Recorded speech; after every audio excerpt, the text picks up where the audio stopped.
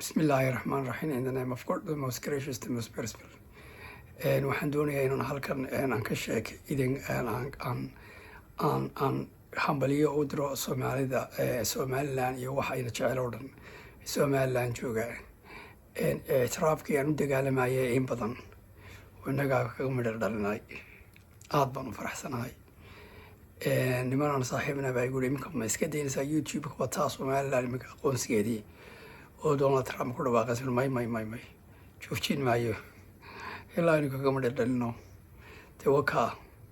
wadankeennii waa la ogolaaday eetraafkeenu in badan aynu sugaynay wakaas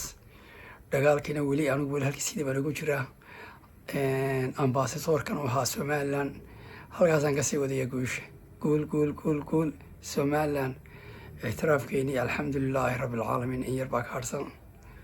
waka halgamaadkii iyo dagaalkii aynu ku jirnay in badan inagaa kaga midho dhalinay alxamdulilaahi rabbilcaalamiin